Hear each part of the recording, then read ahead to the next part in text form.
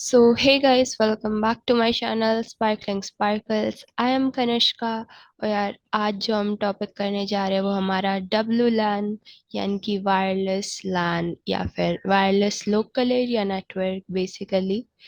आज इसी को पढ़ेंगे। अगेन एक MWC का टॉपिक है हमारा मोबाइल वायरलेस कम्युनिकेशन का। तो चलो देखते हैं क्या है इसके अंदर। देखो सबसे पहले तो नाम से ही पता लग रहा है हमारा लैन होगा, लोकल एरिया नेटवर्क होगा जो कि वायरलेसली कनेक्टेड होगा। ठीक है। तो wireless LANs are wireless computer networks that use high frequency radio waves. ठीक है। तो बेसिकली हम केबल्स का यूज ना करके हाई फ्रीक्वेंसी रेडियो वेव्स का यूज कर रहे हैं कनेक्शन के लिए। ठीक है। तो high frequency radio waves use हो रही हैं।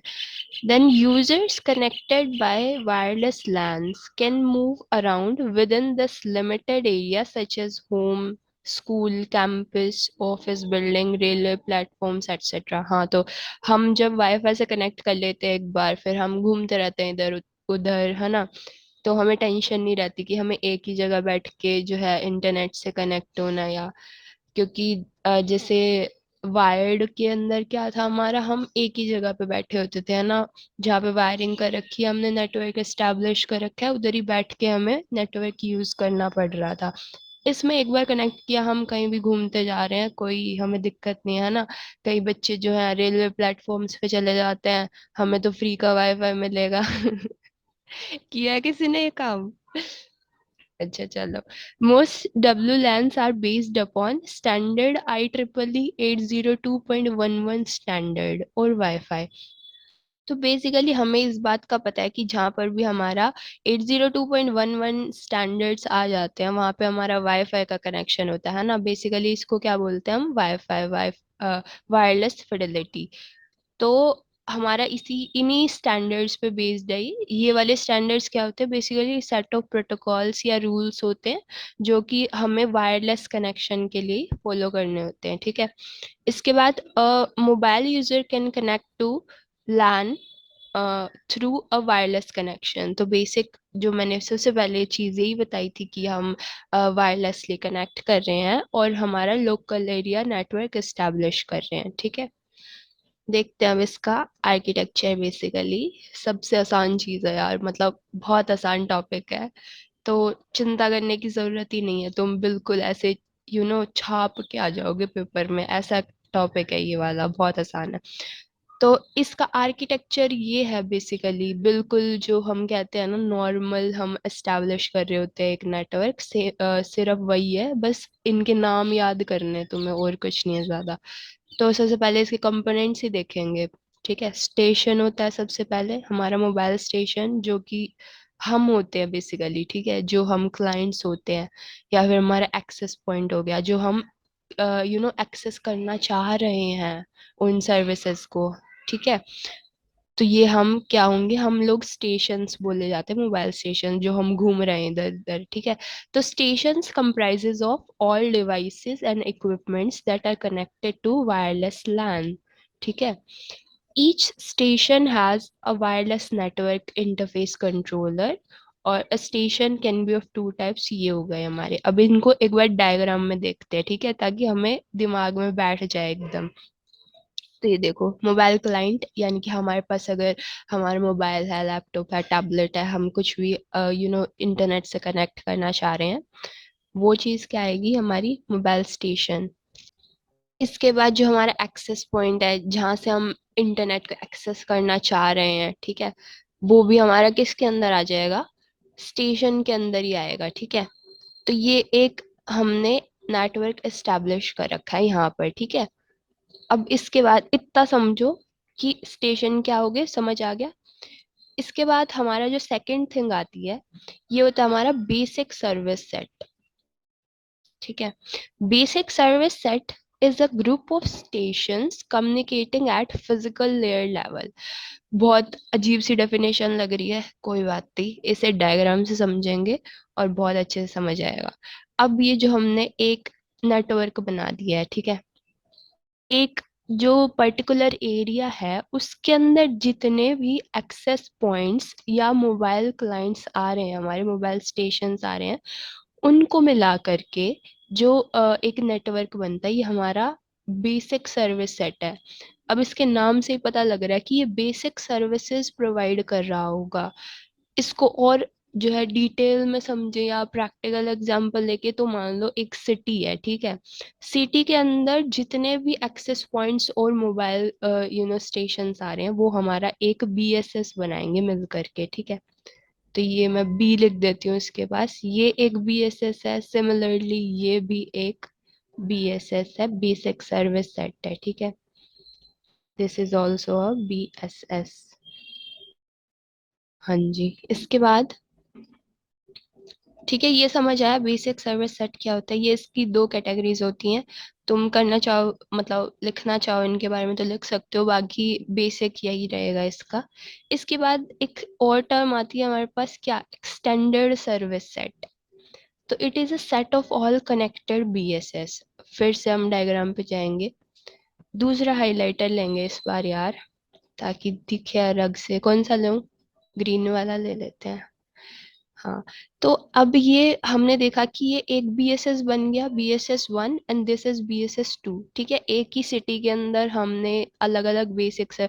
नहीं छोड़ो, सिटी का एक मान रहे हैं तो मान लो एक स्टेट के अंदर डिफरेंट बीएसएस हैं, ठीक है। बहुत सारी सिटीज हैं और बहुत सारे बीएसएस भी हैं। अब इन जो बीएसएस का जो पूरा एक ग्रुप माना जाएगा, में से सर्कल बनता ही नहीं है कभी भी।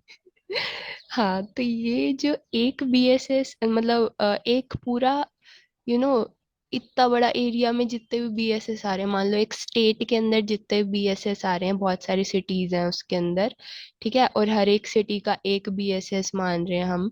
तो जितने भी सिटीज आ रही हैं उस एक स्टेट के अंदर, तो वो एक स्टेट पूरा क्या कहलाएगा? हमारा ईएसएस, ठीक है।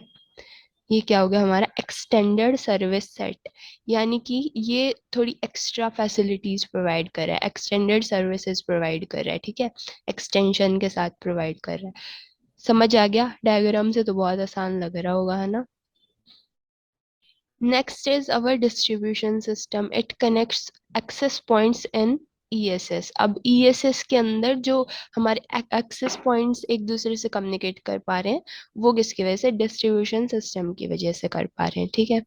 इतना समझ आ गया? ये पूरा का पूरा आई मीन स्ट्रक्चर जो हमारा आर्किटेक्चर है WLAN का, वो समझ आ गया होगा। नहीं आया तो एक और बार देख लो यार। कि देखो, सिटी है, सिटी के अंदर बहुत सारे मोबाइल स्टेशन हैं, हमारे एक्सेस पॉइंट्स हैं, टावर लगे हैं बहुत सारे, ठीक है। अ, तो वो सारे मिल करके क्या बनाएंगे? हम लोग हैं, हमारे पास मोबाइल्स हैं, ठीक है। और हम लोग मोबाइल टावर से कनेक्टेड हैं, ठीक है, ताकि हमें इंटरनेट फैसिलिटीज प्रोवाइड हो सके। तो हम सारे मिल करके क्या बना रहे? एक बीएसएस बना रहे। इसी तरीके से किसी और सिटी में भी लोग कर रहे होंगे, है ना। तो वो भी क्या बना रहे? एक बीएसएस बना रहे। और इन सभी को मिला करके जो एक स्टेट बना, बहुत सारे सिटीज को मिला करके एक स्टेट में जितने भी एक्सेस हो रहा है, मतलब एक तरीके से इंटरनेट एक्सेस हो रहा है हमारा, वो क्या माना जाएगा? एक ईएसएस माना जाएगा, यानी कि एक्सटेंडेड सर्विस सेट माना जाएगा। एक सर्वर है जो कि सर्विसेज प्रोवाइड कर रहा होता है, ये तुम जानते हो। राउटर का क्या काम होता है, ये भी तुम जानते हो, ठीक है। तो बेसिकली इन पे ज्यादा फोकस किया है, क्योंकि इन्हीं का माजरा है पूरा, है ना। इन्हीं की बात है, तो इन्हीं पे फोकस करेंगे। और डिस्ट्रीब्यूशन सिस्टम है हमारे, बस यही थे। बस देखो कितना आसान सा था। इसके बाद जो हम आएंगे, हम देखते हैं एडवांटेजेस। अच्छा ये बात सुनो, जब भी तुम लोग एग्जाम्स की प्रिपरेशन कर रहे होते हो, तो तुम्हें एक तरीके से अपना टॉपिक जितना हो सके बड़ा लिखने की कोशिश करनी होती है ना। तो एडवांटेजेस और डिसएडवांटेजेस मैं हर स्लाइड में इसीलिए ही डालती हूँ, ताकि थोड़ा एक्स्ट्रा लिख पाओ तुम लोग, है ना। और कहानी बनानी तो हमें आती है ना, इस चीज की कहानी तो बना ही देंगे हम। तो जल्दी से देखते हैं एडवांटेजेस क्या है अब इसकी। They provide clutter free homes and offices, ठीक है। सबसे पहली चीज क्लटर फ्री, यानी कि केबल्स तो हम यूज ही नहीं कर रहे हैं, ठीक है। तो साफ सफाई ज्यादा रहेगी, मम्मी हमारी खुश रहेंगी, है ना। अरे ग्रीन हाइलाइटर, रेड वाला ही लेंगे।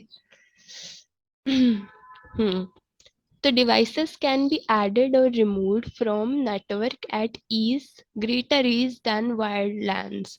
हाँ, तो हम देखो, जैसे जब वायरिंग कर रहे होते हैं तो तुमने सीएन में पढ़ा होगा मेरे हिसाब से, तो कि टोपोलॉजीज फॉलो कर रहे होते हैं कुछ ना कुछ, है ना, कि हमारा जो कनेक्शन, जो नेटवर्क स्ट्रक्चर है वो कैसा दिखना चाहिए, है ना, कैसे हम वायरिंग कर रहे हैं उसकी, तो हम टोपोलॉजीज फॉलो करते हैं। और उसमें से अगर बीच में से एक भी स्टेशन या बेसिकली जो पीसी है हमारा वो मिस हो जाता है, ठीक है, तो हमारा पूरा कनेक्शन क्या हो जाता है, खराब हो जाता है एक तरीके से।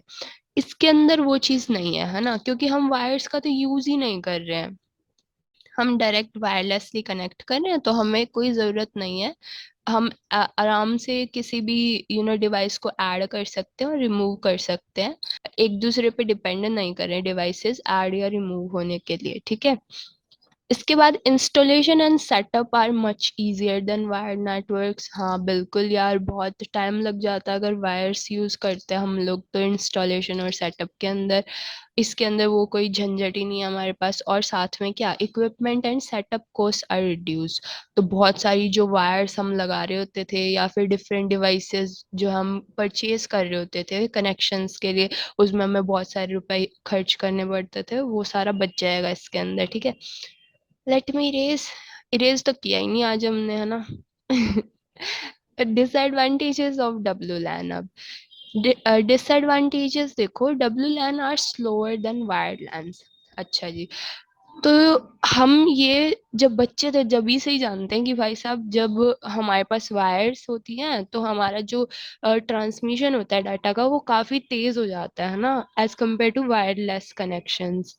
वो दिन याद करो जब हम एक तो यूएसबी से कनेक्शन एस्टेब्लिश करके हम अपने डाटा को शेयर किया करते थे, और एक ब्लूटूथ से किया करते थे, तो कौन सा जल्दी जाया करता था? ऑब्वियसली हमारा यूएसबी वाला जाता था, राइट।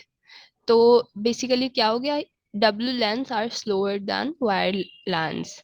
इसके बाद since radio waves are used for communications, the signals are noisier with more interference from nearby system. अच्छा, हम बेसिकली यहाँ पे रेडियो वेव्स यूज कर रहे हैं, याद है फर्स्ट स्लाइड में ही बताया था कि हाई फ्रिक्वेंसी रेडियो वेव्स का यूज कर रहे हैं, और केबल्स को हम छू भी नहीं रहे हैं, ठीक है। तो रेडियो वेव्स का यूज करें तो हमारी जो नॉइस है बाहर से, आउटर नॉइस आके इंटरफेयर कर सकती है, ठीक है। इसके बाद greater care is needed for encrypting information. Okay, तो जब भी हमारा डाटा शेयर हो रहा होता है, हमें पता है इस बात का कि encryption is very important, right.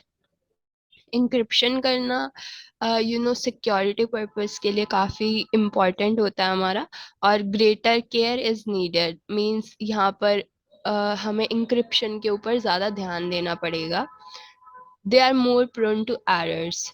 अब ये दोनों ही चीजें जो है हमारी सिक्योरिटी पर्पस के लिए हो गई, क्योंकि बाहर से ऐसा हो सकता है, वायर्ड के अंदर तो काफी कम चांसेस होते हैं अटैक्स के, बट वायरलेस के अंदर तो मान लो हमने किसी डिफेक्टर टाइप का जो मतलब मलेशियस वाईफाई था उसके साथ ही कनेक्ट कर लिया, तो हमारे पास जो है वायरस आने के चांसेस है, वर्म्स आने के चांसेस है। तो बेसिकली हमें उस चीज का ध्यान रखना पड़ता है यहाँ पे, ठीक है, वायरलेस कनेक्शंस के अंदर। तो बस यार इसके अंदर यही था, देख लेना इसको। ये बड़ा अजीब सा कर दिया, वैसे तुम्हें समझ आ गया होगा, चलो छोड़ो। थैंक यू वेरी मच इस वीडियो को देखने के लिए यार।